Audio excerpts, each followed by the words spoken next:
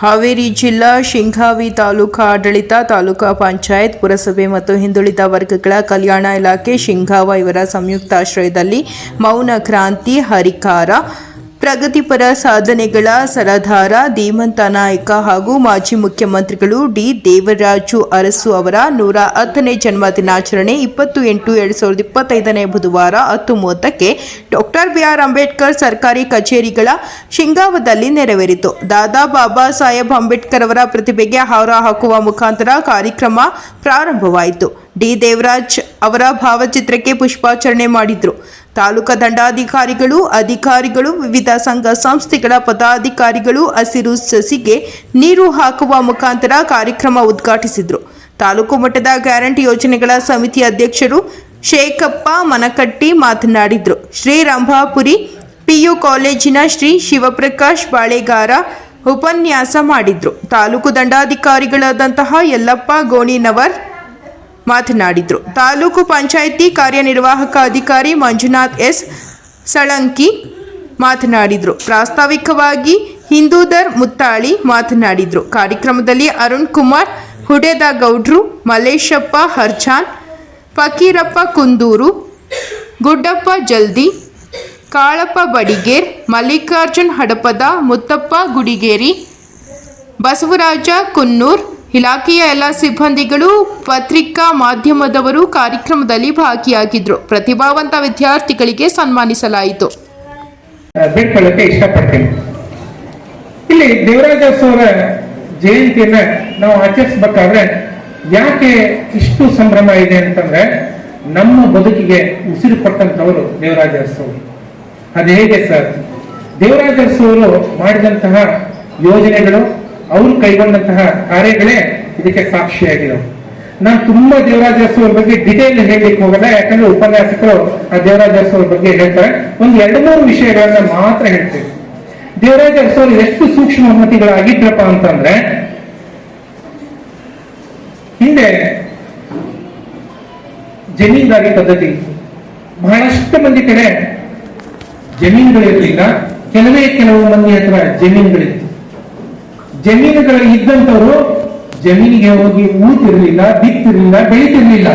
ಅವರು ಮನೆ ಕಟ್ಟಿ ಮೇಲೆ ಕೂರ್ತಾ ಇದ್ರು. ಯಾರು ಮಳೆ ಬಿಸಿಲು ಗಾಳಿಯನ್ನು ಲೆಕ್ಕಿಸದೆ ಬಡ ಜನರು ಏನಿದ್ದಾರೆ, ದೀನದಲಿತರು ಏನಿದ್ದಾರೆ, ಅವರು ಜಮೀನುಗಳಿಗೆ ಹೋಗಿ ಉಳುಮೆಯನ್ನ ಮಾಡ್ತಾ ಇದ್ರು. ಅವ್ರ ಹತ್ರ ಜಮೀನು ಇರ್ಲಿಲ್ಲ.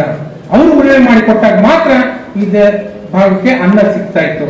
ಇದನ್ನ ಸೂಕ್ಷ್ಮವಾಗಿ ಮನಗಂಡಂತ ದೇವರಾಜ ಅವರು ಏನ್ ಮಾಡಿದ್ರು ಅಂತಂದ್ರೆ, ಭೂ ಸುಧಾರಣೆ ಅಂತಕ್ಕಂಥದ್ದನ್ನ ಬಹಳ ಯೋಚನೆ ಮಾಡಿ, ಯಾವುದೇ ಗೊಂದಲಗಳಿದ್ದಾಗೆ ಯೋಚನೆ ಮಾಡಿ ಆ ಭೂ ಸುಧಾರಣೆಯನ್ನು ಜಾರಿಗೆ ತರ್ತಾರೆ. ಜಾರಿಗೆ ತಂದಾಗ ಯಾವ ದುಡಿತಕ್ಕಂಥ ವ್ಯಕ್ತಿಗಳ ಕೈಯಲ್ಲಿ ಜಮೀನ್ ಇರ್ಲಿಲ್ಲೋ ಆ ವ್ಯಕ್ತಿಗಳ ಕೈಗೆ ಜಮೀನ್ ಸಿಕ್ತು. ಅವರು ದುಡಿಮೆಯನ್ನು ಮಾಡಲಿಕ್ಕೆ ಪ್ರಾರಂಭ ಮಾಡಿದ್ರು. ಅದರರ್ಥ ದೇವರಾಜ ಅರಸು ಕಟ್ಟ ಕಡೆಯ ಸಮಾಜದ ಕಟ್ಟ ಕಡೆಯ ವ್ಯಕ್ತಿಗೂ ಜಮೀನ್ ಕೊಟ್ಟಂತ ವ್ಯಕ್ತಿ ಯಾರಾದ್ರೂ ಇದ್ರೆ ಅದು ನಮ್ಮ ದೇವರಾಜ ಅರಸು ಅಂತಂದು ಹೇಳಲಿಕ್ಕೆ ಇಷ್ಟಪಡ್ತೀವಿ. ಸರಿ, ಭೂ ಸುಧಾರಣೆ ಅಂತಂದ್ರು ಅವತ್ತಿನ ಕಾಲದಲ್ಲಿ ತಳ ಹಂತದಲ್ಲಿ ಇರ್ತಕ್ಕಂಥ ಯಾರು ದೀನದಲಿತರಿದ್ರು, ಯಾರಿಗೆ ಜಮೀನು ಇರಲಿಲ್ಲ, ಅವರಿಗೆ ಭೂ ಸುಧಾರಣೆಯನ್ನ ತಂದ್ಬಿಟ್ರೆ ಜಮೀನು ಸಿಗ್ತದೆ ಅಂತಂದು ನಾವೇನಾದ್ರೂ ಭಾವಿಸಿದ್ರೆ ಅದು ತಪ್ಪಾಗ್ತಿತ್ತು. ಅದಕ್ಕೆ ದೇವರಾಜ ಅರಸು ಒಂದು ಜಾಣತನವನ್ನು ಮಾಡಿದ್ರು. ಅಲ್ಲಿ ನ್ಯಾಯಾಲಯಗಳನ್ನ ಮತ್ತು ವಕೀಲರುಗಳನ್ನ ಹೊರಗಿಟ್ಟು, ಇವರೆಲ್ಲ ಸ್ಥಿತಿವಂತರಿದ್ದಾರೆ, ನಾನು ಭೂ ಸುಧಾರಣೆಯನ್ನು ಜಾರಿಗೆ ತಂದ್ರೆ ಕೋರ್ಟಿಗೆ ಹೋಗ್ತಾರೆ, ಕೋರ್ಟಿಗೆ ಹೋಗಿ ಬಡ ಜನರಿಗೆ ಜಮೀನುಗಳು ಸಿಗಲ್ಲ ಅಂತಂದು ಅವರು ತಲೆಯನ್ನ ಓಡಿಸಿ ಭೂ ನ್ಯಾಯ ಮಂಡಳಿ ಅಂತಂದು ತಾಲೂಕಾ ಹಂತದಲ್ಲಿ ಮಾಡಿದ್ರು. ಆ ಭೂ ನ್ಯಾಯ ಮಂಡಳಿಯ ತೀರ್ಮಾನವೇ ಅಂತಿಮ. ಯಾರು ಕೋರ್ಟಿಗೆ ಹೋಗಂಗಿಲ್ಲ ಅಂದ್ರು ಅಲ್ಲಿ ಬಡವರಿಗೆ ಧ್ವನಿ ಸಿಕ್ತು. ಆ ಧ್ವನಿ ಯಾವ ಮೂಲಕ ಸಿಕ್ತಂದ್ರೆ ಈ ಭೂ ನ್ಯಾಯ ಮಂಡಳಿಗಳ ಮೂಲಕ ಬಡವರಿಗೆ ಧ್ವನಿ ಸಿಕ್ಕಿದ್ರಿಂದ ಅವರು ಇವತ್ತ ಸಮಾಜದಲ್ಲಿ ನೆಮ್ಮದಿಯಿಂದ ಬದುಕ್ತಾ ಇದ್ದಾರೆ. ಇದಕ್ಕೆ ಮೂಲ ಕಾರಣ ಅಂದ್ರೆ ನಮ್ಮ ಡಿ. ದೇವರಾಜ ಅವರು.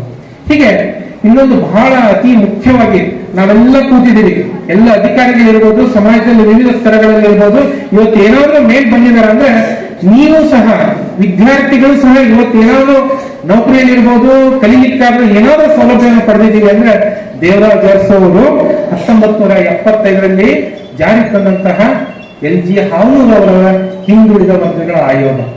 ಇವತ್ತೇನಾದ್ರೂ ಹಿಂದುಳಿದ ವರ್ಗಗಳ ಆಯೋಗ ಇರಲಿಲ್ಲ ಅಂತಂದ್ರೆ ನಾವ್ ಯಾರು ಈ ಸ್ಥಾನಮಾನದಲ್ಲಿ ಬರ್ಲಿಕ್ಕೆ ಸಾಧ್ಯ ಇರಲಿಲ್ಲ. ಅದು ಹೆಮ್ಮೆಯ ಸಂಗತಿ. ಅಂದ್ರೆ LG ಹಾವನೂರವರು. LG ಹಾವನೂರವರು ಯಾರಪ್ಪ ಅಂದ್ರೆ ನಮ್ಮ ಹಾವೇರಿ ಜಿಲ್ಲೆಯವರೇ, ಲಕ್ಷ್ಮಣ ಹಾವನೂರವರು.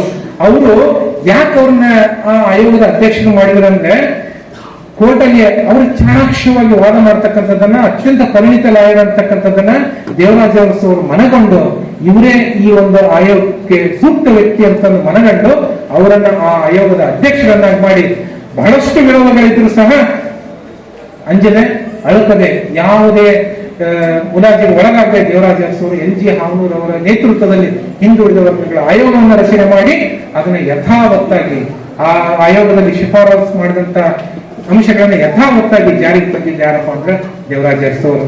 ಇದರಿಂದ ಯಾರಿಗೆ ಮಾತು ಹೋಗಿದಂತ ಜನರು, ಬಡವರ ಜನರಿಗೆ ಮಾತಾಡ ಹಾಗಿರ್ಲಿಲ್ಲ, ಅವತ್ತೆ ಆ ಮಾತು ಹೋದಂತ ಜನರಿಗೆ ಮಾತಾಡ್ತಕ್ಕಂಥ ಶಕ್ತಿಯನ್ನ ಇವತ್ತಿನ ದಿವಸ ಯಾರಾದ್ರೂ ಕಲ್ಪಿಸಿಕೊಟ್ಟಿದ್ದಾರೆ ಜನಪ್ರತಿನಿಧಿಗಳು ಅಂದ್ರೆ ಅದರಲ್ಲಿ ಮೊಟ್ಟ ಮೊದಲನೇ ಸಾಲಿನಲ್ಲಿ ನಿಂತಕ್ಕಂಥವ್ರು ನಮ್ಮ ಜಿ ದೇವರಾಜ ಅರಸು. ಆಮೇಲೆ ಇನ್ನೂ ಒಂದು ಬಹಳ ಮುಖ್ಯ ಅಂತಂದ್ರೆ, ನಮ್ಗೆ ಮೈಸೂರು ರಾಜ್ಯ ಅಂತಂದು ನಾವು ಕರ್ನಾಟಕ ಏನು ಆಯ್ತಲ್ಲ 56ರಲ್ಲಿ, ಕರ್ನಾಟಕ ಆದ್ಮೇಲೆ ನವೆಂಬರ್ 1ರಲ್ಲಿ, ಬಟ್ ನಮಗೆ ಕರ್ನಾಟಕಕ್ಕೆ ಮೈಸೂರು ರಾಜ್ಯ ಅಂತ ಕರೀತಾ ಇದ್ವಿ. ಅದನ್ನೇ ದೇವರಾಜ ಅರಸರು 1/11/73ರಲ್ಲಿ ಕರ್ನಾಟಕ ಅಂತಂದು ನಾಮಕರಣ ಮಾಡಿದ್ರು. ದೇವರಾಜ ಅರಸರು ಅವರು ಮೈಸೂರು ಭಾಗದವರು ಆದರೂ ಸಹ ಅವರು ಇಡೀ ಕರ್ನಾಟಕಕ್ಕೆ, ಇಡೀ ಮೈಸೂರು ಭಾಗವನ್ನ ಮೈಸೂರು ಅಂತಕ್ಕಂಥದ್ದನ್ನ ತೆಗೆದು ಕರ್ನಾಟಕ ಅಂತಂದು ನಾಮಕರಣ ಮಾಡಿದಂಥವ್ರು ಯಾರಪ್ಪ ಅಂತಂದ್ರೆ ನಮ್ಮ ಡಿ ದೇವರಾಜ ಅರಸು ಅವರು. ಅದಕ್ಕೋಸ್ಕರ ಈ ಚೆನ್ನಕಣಿಯವರು ಹೇಳ್ತಾರೆ, ಹೆಸರಾಯ್ತು ಕನ್ನಡ ಉಸಿರಾಗಲಿ ಕನ್ನಡ ಅಂತಂದು ಅವತ್ತೇ ಚೆನ್ನಕಣಿಯವರು ಆ ಪದ್ಯವನ್ನ ಬರೆದರು. ಅದಕ್ಕೋಸ್ಕರ ಬಹಳಷ್ಟು ಯೋಜನೆಗಳನ್ನ, ಭಾಗ್ಯ ಜ್ಯೋತಿ ಇರ್ಬೋದು, ವಿದ್ಯಾರ್ಥಿಗಳಿಗೆ ಶಿಷ್ಯ ವೇತನ ಇರ್ಬೋದು, ಆಮೇಲೆ ವೃದ್ಧಾಪ್ಯ ವೇತನಗಳಿರ್ಬೋದು, ವಿದ್ಯಾರ್ಥಿಗಳಿಗೆ ಹಾಸ್ಟೆಲ್. ನಾನು ಅದನ್ನೇ ಮುಖ್ಯವಾಗಿ ಮಾತಾಡ್ಬೇಕಂದ್ರೆ, ಇವತ್ತಿನ ದಿವಸ ಹಿಂದುಳಿದ ವರ್ಗಗಳ ಕಲ್ಯಾಣ ಇಲಾಖೆಯಿಂದ ಮತ್ತು ಈ ಒಂದು ವಿದ್ಯಾರ್ಥಿಗಳಿಗೆ ಏನಾದ್ರೂ ಹಾಸ್ಟೆಲ್ ಸೌಲಭ್ಯಗಳು ಇವತ್ತು ಸಿಗ್ತಾ ಇದಾವೋ, ಲಕ್ಷಾಂತರ ಮಂದಿ ಹಾಸ್ಟೆಲ್ ನಲ್ಲಿ ಓದ್ತಾ ಇದಾರೆ ಅಂತಂದ್ರೆ ಡಿ ದೇವರಾಜ ಅರಸು ಅವರು ಜಾರಿಗೆ ತಂದಂತ ವಿದ್ಯಾರ್ಥಿ ನಿಧಿಗಳ ಸ್ಥಾಪನೆ ಮತ್ತು ನಮ್ಮ ಇಲಾಖೆಯನ್ನು ಸ್ಥಾಪನೆ ಮಾಡಿದಂತ ಡಿ ದೇವರಾಜ ಅರಸು. ಅದಕ್ಕೋಸ್ಕರ ನಾವೆಲ್ಲರೂ ಇವತ್ತು ನಾನು ಹಿಂದೆ ಮಾತಾಡ್ತಾ ಇದ್ದೀನಿ, ನಾವು ಒಂದು ತನ್ನ ಉಂಟಾ ಇದ್ದೀವಿ ಅಂತಂದ್ರೆ ಡಿ